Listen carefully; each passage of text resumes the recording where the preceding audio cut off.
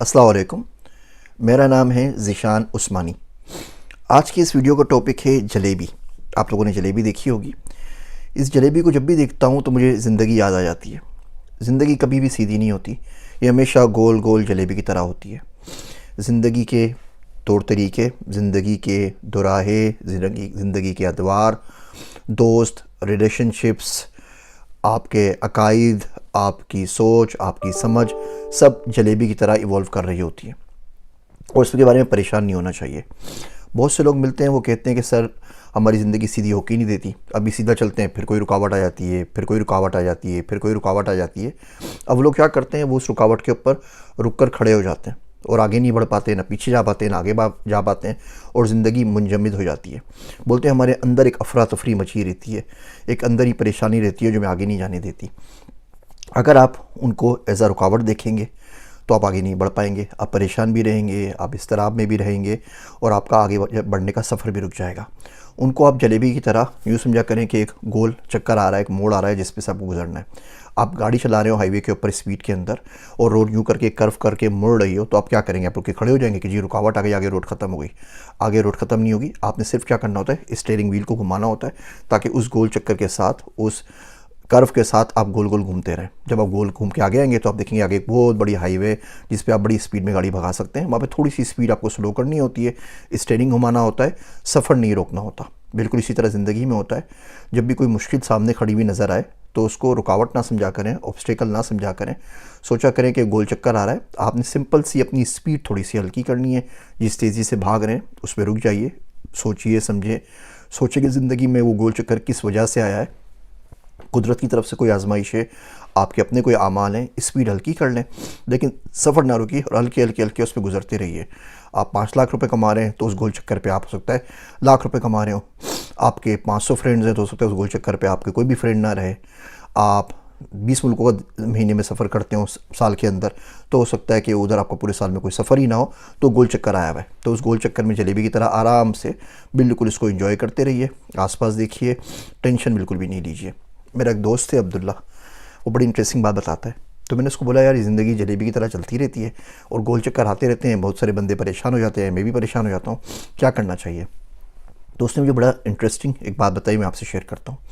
वो कहने लगा लोगों को उनकी तलब से ज़्यादा दे दो। जब आप कोई एक्स्ट्रा चीज़ दोगे मखलूक को तो कुदरत भी आपको एक्स्ट्रा देना शुरू कर देती है। तो मैं कहा यार मुझे समझ में नहीं आई ये फ़िलासफ़ी वाली बातें ना, क्या कर सीधा सीधा समझाया कर आम आवाम के लिए, बिल्कुल प्लेन अल्फाज में क्या क्या कहना चाह रहा है। तो उसने कहा कोई बंदा आपसे खाना मांगने के लिए आए कि भाई भूखा हूँ खाना खिला दें, तो आप क्या करें, आप साथ में उसको शरबत भी पिला दें। अब खाना तो उसकी डिमांड थी, आपने एक एक्स्ट्रा स्टेप लिया और आपने शरबत भी पिला दिया। कोई बंदा बोलता है प्यास लगी है तो आप उसको खाना भी दे दीजिए। अब उसकी तलब प्यास की थी लेकिन आपने साथ में उसकी भूख भी मिटा दी। कोई बंदा आके बोलता है कि जी खाना खिला दीजिए, आप उसको साथ में पैसे भी दे दीजिए। आपने उसकी भूख भी मिटा दी और माली तौर पे उसकी मदद भी कर दी। अब उसने मांगा नहीं था, आपने एक एक्स्ट्रा कर दिया। आप किसी शख्स को खाना खिला रहे हैं, साथ में इज़्ज़त दे दीजिए। खाना तो कोई भी दे देता है ना। इज़्ज़त का मतलब क्या हुआ कि आप जिस तरीके से किसी मेहमान को बिठा के खिलाते हैं इस तरह खिला दीजिए। आप अगर बिरयानी के साथ रायता खाते हैं तो उसको भी रायता दे दीजिए। आप सलाद खाते हैं तो उसको भी सलाद दे दीजिए। ये तो कोई तरीका नहीं हुआ ना कि आपको पसंद है चिकन और आपको पसंद है रोटी, और बेचारा कोई गरीब आ जाए तो आप उसको बूट पुलाव का चावल बना के खिला दीजिए। तो अगर आप रोटी सालन खाते हैं तो उसे रोटी सालन दे दीजिए। आप जिस तरह चावल खाते हैं तो दे दीजिए। उससे खाना मांगा, आपने उसको खाना भी दिया, पानी भी दिया, तो भूख भी मिटाई, प्यास भी मिटाई, साथ में इज़्ज़त भी दे दी। 3 चीज़ें हो गई। साथ में आपने उसकी थोड़ी सी माली मदद भी कर दी, 4 चीज़ें हो गई, 5 चीज़ें हो गई। हमेशा मल्टीप्लाई क्या करें, जब भी तलब लेके कोई आपके पास आए रिस्पॉन्स उससे ज़्यादा होना चाहिए। जो बंदा साइल है ना, जो तलब लेके आपके पास आया है, वो अपने हिसाब से मांग रहा है, आपको अपने ज़र्फ़ के हिसाब से उसको देना चाहिए। जिस आपका ज़र्फ़ होगा उसी का आउटपुट आएगा। आपको बड़ा इंटरेस्टिंग वाक़या बताता हूँ। मौलाना इब्रार साहब से किसी ने पूछा कि मौलाना अशरफ अली थानवी और मौलाना इलियास में क्या फ़र्क है। तो कहने लगे कि मौलाना अशरफ अली थानवी के ऊपर गैरत का गुलबा था, तो वो कुछ लोग बनाना चाहते थे जिनको बहुत अच्छा दीन आता हो, और मौलाना इलियास के ऊपर शफ़क़त का गुलबा था, तो वो बहुत सारे लोगों को दीन सिखाना चाहते थे, भले थोड़ा थोड़ा ही क्यों ना है।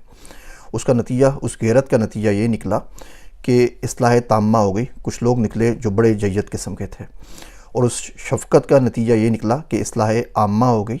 बहुत सारे लोगों को तबलीगी जमात चल पड़ी, बहुत सारे लोगों को दीन थोड़ा थोड़ा आ गया। तो उसका जो आउटपुट आएगा ना, जो आपका ज़र्फ़ होगा, वो आप इमेजिन भी नहीं कर सकते। तो आज के बाद जब भी कोई साइल आपके पास आए, जब भी कोई साइल देखें, जो उसकी तलब है वो तो बेसिक रिक्वायरमेंट है ना, वो तो मिनिमम जीपीए हो गया रिक्वायर्ड पास होने के लिए। आप देखें कि ऊपर जाके आप क्या कर सकते हैं। तो उससे क्या होगा, इस जलेबी तरह के जो मोड़ आएंगे, आप यकीन जानिए आपको पता भी नहीं लगेगा। आप गोल चक्कर में घूमते हुए आएंगे, आगे पहुँचेंगे, लोग बोलेंगे यार इतना ख़तरनाक मोड़ आया था, तुमने स्पीड भी मेंटेन रखी, तुम बिल्कुल जूम करके उसमें से गुजर गए और पता भी नहीं चला। और आप पीछे मुड़ के देखेंगे, बोलेंगे अच्छा वाकई ये रुकावट थी, मुझे तो वाकई फील भी नहीं हुआ, मुझे पता भी नहीं लगा। और इस तरीके से इस ज़िंदगी की जलेबी किसी ना किसी हद तक आपके लिए सीधी होती चली जाएगी। मेरे छोटे छोटे रिमाइंडर्स सुनने का शुक्रिया। हो सकता है कोई बात कहीं आपको काम आ सके। अपनी दुआओं में याद रखिएगा। मैं हूँ आप सबका ज़ीशान उस्मानी।